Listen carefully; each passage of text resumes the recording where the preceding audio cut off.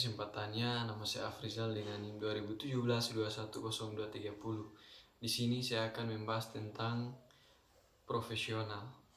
Orang yang profesional adalah orang yang memiliki pekerjaan dan atau profesi di mana dalam menyelesaikan pekerjaan itu orang tersebut memiliki keahlian yang lebih tinggi. Orang yang profesional juga cenderung memiliki motivasi yang lebih dan dalam menyelesaikan pekerjaannya. Nah, menurut Martin Junior, ada 4 karakteristik orang profesional. Karakteristik yang pertama adalah ekualitas, di mana ekualitas adalah perlakuan yang sama dengan karyawan yang lainnya. Yang kedua adalah ekuitas. Ekuitas juga adalah perlakuan yang sama dengan sesama anggota, baik itu karyawan, pimpinan, atasan, manajer, dan yang lainnya. Di mana ekualitas tidak diukur dari seberapa banyak pekerjaan yang diselesaikannya atau seberapa banyak gaji yang dimiliki setiap anggota. Jadi ekualitas ini cenderung lebih perlakuan yang sama antar sesama anggota, tidak memandang gaji ataupun pekerjaan, seberapa banyak pekerjaan yang diselesaikan. Yang ketiga, loyalitas. Karakteristik yang ketiga ini di mana orang yang profesional memiliki sifat setia, loyalitas, tidak membocorkan kerahasiaan perusahaan. Yang karakteristik yang terakhir adalah akuntabilitas, di mana orang yang profesional melakukan keputusan dan siap bertanggung jawab dengan keputusannya. Itu adalah 4 karakteristik orang yang profesional. Sekian dari saya, selanjutnya akan dilanjutkan oleh rekan saya. Terima kasih. Terima kasih atas kesempatannya. Perkenalkan, nama saya Ismail Muhammad Hadi, NIM 2017-210247. Kali ini saya akan menjelaskan tentang implementasi dari perilaku bisnis yang profesional. Salah satunya yaitu adopt a positive attitude atau mengadopsi sebuah sikap positif. Di sini saya mengambil contoh perusahaan PT Land Industri Persero sebagai badan usaha milik negara atau BUMN. Mereka berkomitmen untuk melaksanakan praktik-praktik good corporate governance atau perilaku bisnis yang profesional sebagai bagian dari usaha untuk pencapaian visi dan misi perusahaan. Salah satunya dengan cara penyusunan Code of Conduct. Nah, Code of Conduct atau etika usaha dan tata perilaku ini disusun untuk menjadi acuan perilaku bagi seluruh karyawan maupun direksi dalam mengelola perusahaan guna mencapai visi dan misi tujuan perusahaan melalui peningkatan daya saing dan memberikan nilai tambah pada perusahaan. Lalu implementasinya di sini yaitu perusahaan Land ini memperlakukan karyawan secara setara atau fair dan tidak membedakan suku, agama, ras, dan antar golongan dalam segala aspek. Mereka itu menyadari bahwa karyawan mempunyai peranan dan kedudukan yang sangat penting sebagai pelaku dan tujuan perusahaan.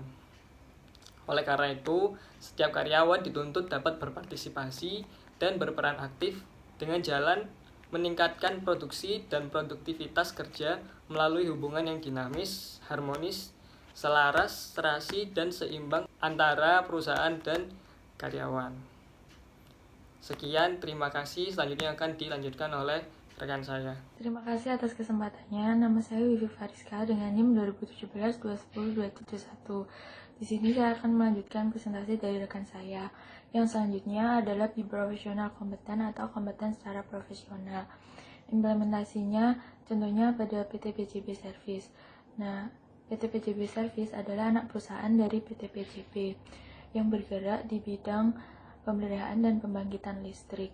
PT PCB Service merupakan perusahaan yang andal. Nah, untuk bekerja, PT PCB Service harus mampu melakukan hal sebagai berikut. Yang pertama adalah bertanggung jawab, melaksanakan kewajiban berdasarkan jabatan atau peran di dalam perusahaan. Saat bekerja harus bertanggung jawab penuh atas tugas yang diemban masing-masing. Contohnya adalah jika pekerja itu berada di bidang operasi pembangkit listrik, maka mereka harus siap sedia dalam mengawasi mesin-mesin pembangkit listrik agar mesinnya berjalan dengan lancar dan efisien. Yang kedua adalah mengutamakan keselamatan dan lingkungan, berorientasi terhadap keselamatan dan keharmonisan lingkungan dalam melaksanakan tugas dan peran. Perusahaan berkomitmen untuk meningkatkan kepedulian dan menanamkan nilai-nilai keselamatan dan kesehatan kerja bagi seluruh insan di perusahaan. Perusahaan sangat memperhatikan masalah dampak lingkungan dengan selalu melakukan evaluasi secara ilmiah dan menyusun tindakan pengawasan serta pencegahan dampak negatif terhadap lingkungan akibat dari proses operasional perusahaan. Yang ketiga adalah kompeten. Kompeten adalah percaya pada kemampuan diri sendiri, berpikir secara holistik, dan juga mengembangkan kompetensi dalam bidang pekerjaan dan tanggung jawabnya. Pada perusahaan PT PCB Service, diharapkan para pekerjanya memiliki keahlian dalam bidangnya masing-masing. Para pekerjanya juga selalu menyelesaikan tugasnya dengan baik, dan jika diberikan tugas tambahan, para pekerjanya akan tetap mengerjakannya dengan penuh tanggung jawab. Nah, itu tadi sekian dari saya. Terima kasih. Selanjutnya akan dijelaskan oleh rekan saya. Terima kasih atas kesempatannya. Saya Ilya Reviana dengan NIM 2017-210281. Di sini saya akan melanjutkan presentasi dari rekan saya, yaitu mengenai overcome self-centeredness atau mengatasi egoisme. Dalam sebuah perusahaan itu terdiri dari banyak karyawan yang memiliki perbedaan ras, suku, budaya maupun pendidikan. Hal ini seorang manajer harus dapat memahami perbedaan tersebut agar nantinya tidak ada lagi terjadi konflik atau masalah. Contohnya adalah dalam sebuah tim itu terdiri dari beberapa karyawan yang berbeda pendidikan mereka. Hal ini manajer harus melakukan pendekatan dengan karyawan tersebut dengan cara yang berbeda-beda pula. Yang berikutnya adalah be discreet atau bijaksana. Bijaksana di sini maksudnya adalah tindakan yang dilakukan dengan mempertimbangkan beberapa aspek yang terkait dengan suatu hal, tidak fokus pada diri sendiri, tetapi fokus pada tujuan bersama atau tujuan perusahaan tersebut. Terima kasih. Selanjutnya akan dilanjutkan oleh rekan saya. Terima kasih atas kesempatannya. Nama saya Aisyah Putri dengan NIM 2017-210287. Di sini saya akan melanjutkan presentasi dari rekan saya, yaitu masih sama menjelaskan tentang be discreet, tetapi di sini saya akan menjelaskan tentang sikap-sikap bijaksana yang harus dilakukan di dalam sebuah perusahaan. Yaitu yang pertama ada menjaga rahasia perusahaan. Setiap jabatan atau posisi dalam perusahaan itu memiliki peran atau tuntutan yang sama, yaitu sama-sama menjaga rahasia perusahaan dan menjaga informasi penting di dalam perusahaannya, karena itu juga sebagai tanggung jawab di lingkup perusahaan. Ada contoh, yaitu misalnya seperti ada karyawan yang bekerja di dalam sebuah perusahaan dan ia bekerja di bagian HRD. Nah, ia tidak boleh memberitahukan gaji yang akan diberikan kepada karyawan lainnya, dan itu harus dirahasiakan. Nah, yang kedua yaitu ada karyawan yang bekerja di bagian finance atau di bagian keuangan. Ia juga harus merahasiakan potongan-potongan yang akan diberikan kepada karyawannya. Nah, semakin tinggi jabatan yang didapatkan oleh karyawan itu, semakin tinggi juga, semakin berat juga informasi-informasi penting yang mereka dapatkan, dan itu juga sangat krusial. Dan ditambah juga makin banyaknya anak buah juga akan menjadi tanggung jawab sebuah pemimpin tersebut untuk bagaimana mengelolanya. Karena itu menjaga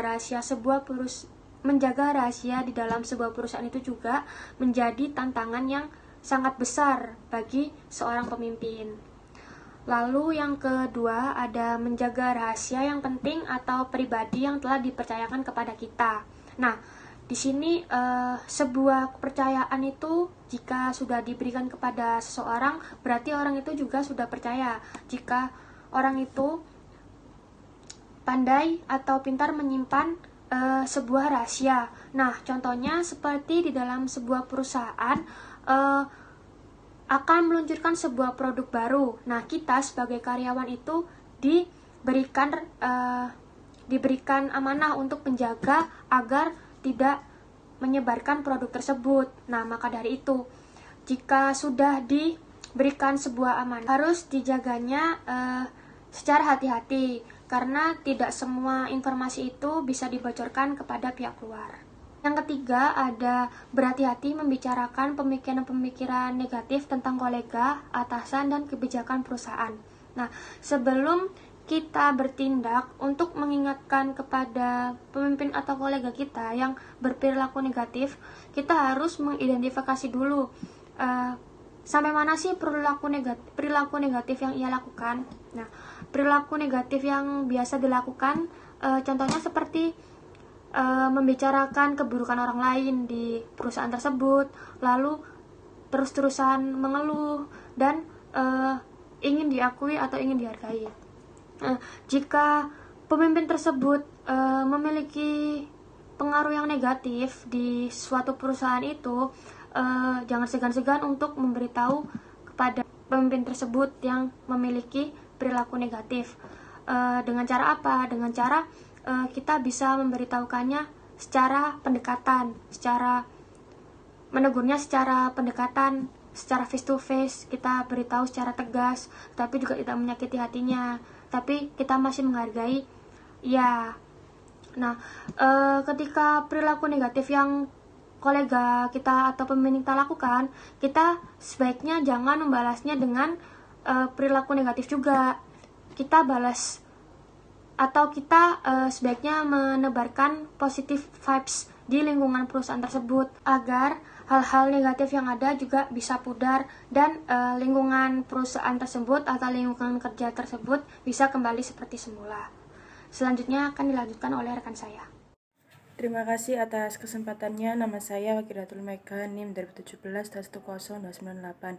Di sini saya akan menjelaskan tentang be considerate and sensitive atau yang disebut dengan perhatian dan peka.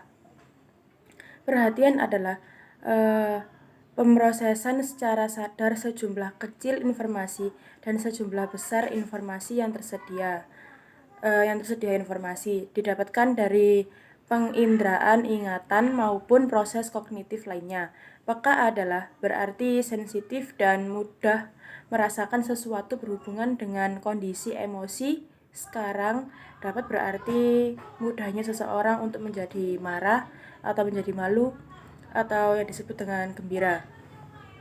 Sedangkan apabila dihubungkan dengan kemampuan seseorang bereaksi, dapat diartikan sebagai mudahnya seseorang untuk dipengaruhi dan melakukan reaksi terhadap aksi tersebut. Contohnya yaitu dalam hal psikis. Apabila saya sebagai seorang manajer melihat seorang karyawan saya yang beberapa hari ini terlihat tidak konsen dalam mengerjakan pekerjaannya. Apabila menyelesaikan pekerjaan juga tidak maksimal, maka saya harus memberi perhatian lebih dan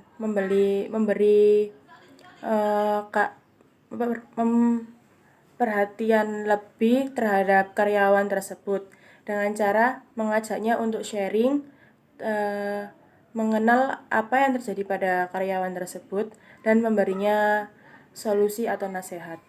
Selanjutnya yaitu akar dari konflik adalah ketidakpastian terhadap perasaan orang lain. Disadari atau tidak, kurangnya kepekaan diri dapat mengganggu hubungan dengan orang lain, menjauhkan diri sendiri dari lingkungan sosial dan menggiring menuju rasa kesepian yang mendalam. Misalnya saja seperti ketika Anda sedang terlibat dalam suatu organisasi sosial, tetapi hati kita sendiri tidak bergerak untuk hal tersebut. bergabung itu hanya untuk ikut-ikutan saja. Terus tentu tidak bisa menumbuhkan rasa empati dan sosial terhadap diri kita sendiri. Tumbuhkan rasa keinginan dan membuka hati agar dorongan bisa muncul serta rasa peka yang ada dalam diri kita sendiri. Selanjutnya akan dijelaskan oleh rekan saya. Terima kasih atas kesempatannya. Nama saya Shirley Almerda Rizky dengan NIM 2017-210-299. Di sini saya akan melanjutkan presentasi dari rekan saya, yaitu implementasi dari perilaku bisnis yang profesional, yaitu salah satunya ada be punctual atau yang biasa disebut dengan tepat waktu. Nah, di dalam dunia bisnis ini sendiri kita dituntut untuk selalu tepat waktu, karena secara nggak langsung dalam kita menerapkan tepat waktu ini dimanapun kita berada, kita akan menunjukkan citra diri yang baik kita bagi orang lain maupun perusahaan. Karena semisal jika kita sering tepat waktu untuk datang ke kantor ataupun tepat waktu untuk menyelesaikan laporan dan tugas, secara nggak langsung kan kita menunjukkan citra yang baik bagi diri kita sendiri dan orang lain, dan mereka pasti akan menganggap jika orang lain akan rajin, pasti secara nggak langsung orang lain ini akan ikut untuk rajin juga.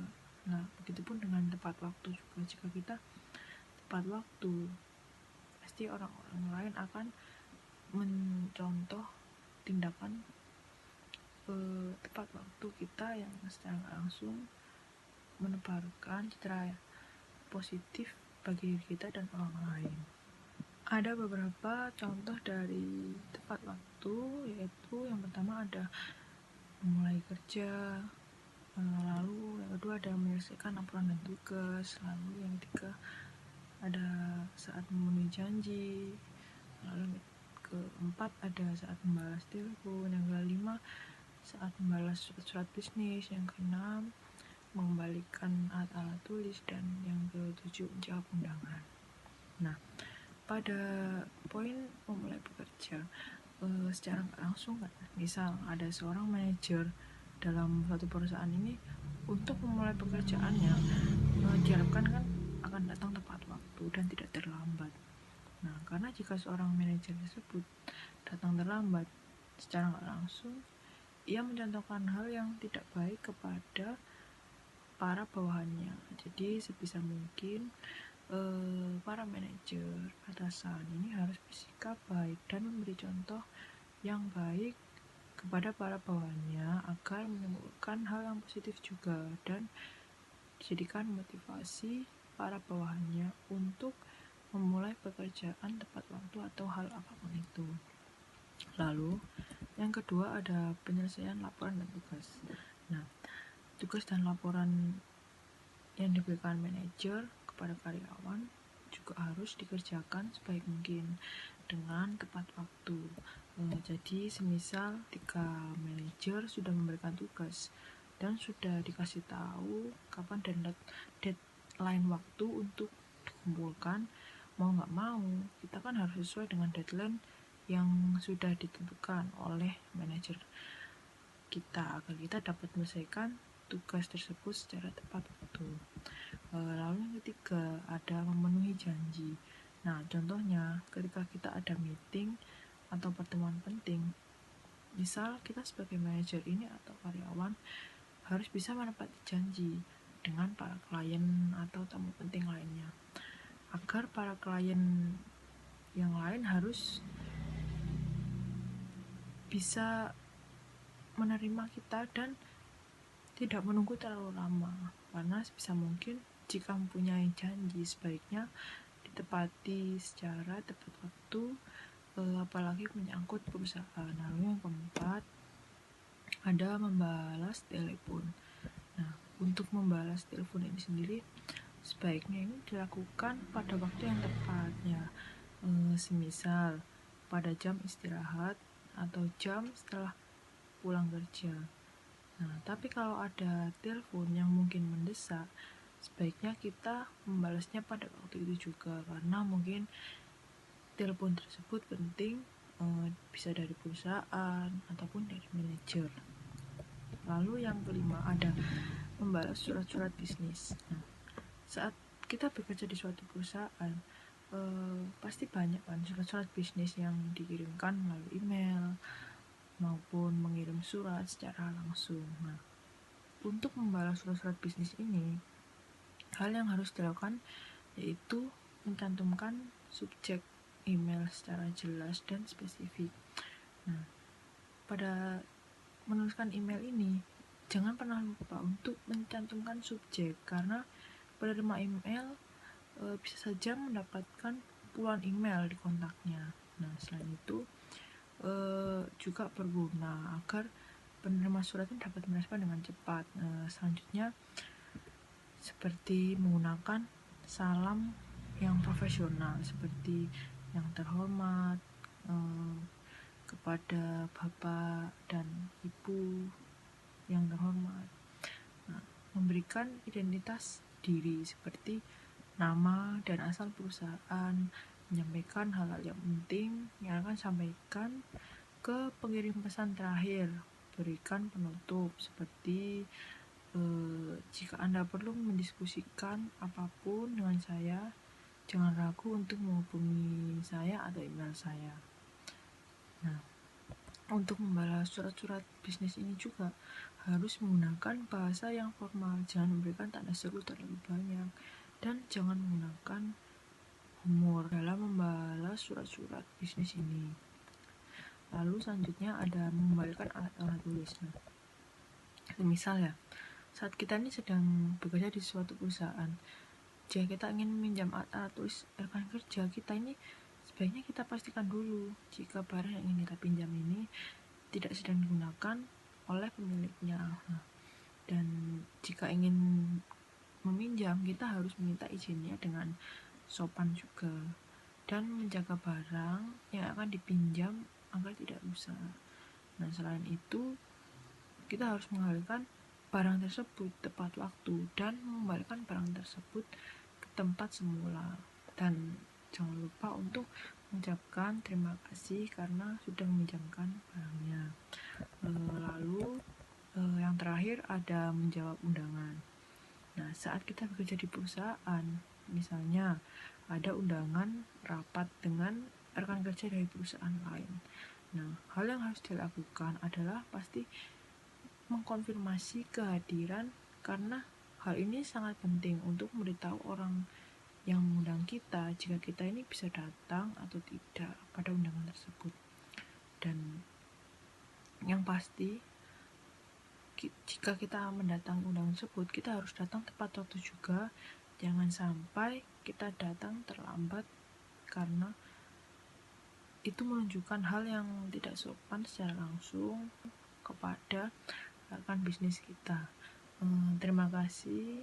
Sekian presentasi dari saya. Selanjutnya akan dilanjutkan oleh rekan saya. Terima kasih atas kesempatannya. Nama saya Kelvin Kelioni Zebua, NIM 2017-210304. Di sini saya akan melanjutkan presentasi dari rekan saya, yaitu Learn the Form of Courtesy and Respect, atau pelajari bentuk-bentuk kesopanan dan rasa hormat. Yaitu kita adalah karyawan baru di sebuah perusahaan besar. Lalu saat awal-awal masuk untuk memulai kerja, pasti masih akan merasakan bingung, takut, cemas, dan lain-lain. Apalagi saat kita ditempatkan di bagian yang tidak sesuai dengan title kita. Pada saat kita sudah diberi pekerjaan oleh atasan kita, maka sebaiknya langsung kita kerjakan. Tapi saat dikasih pekerja, kamu masih kurang tahu apa yang harus kita lakukan. Jangan sungkan untuk bertanya agar kita bisa tahu apa yang harus dilakukan. Bertanya dengan menggunakan permisi, Pak, saya mau minta tolong untuk menjelaskan lagi apa yang harus saya lakukan. Jika sudah dijelaskan, maka jangan lupa untuk mengucapkan terima kasih. Namun jika pekerjaanmu belum sesuai, ucaplah saya mohon maaf dan berjanji untuk lebih baik lagi. Saat kamu dipanggil untuk mengikuti rapat dengan atasan dan staf lainnya, Namun pasti saat situasi seperti itu terkadang kamu meletakkan gadget di atas meja tersebut.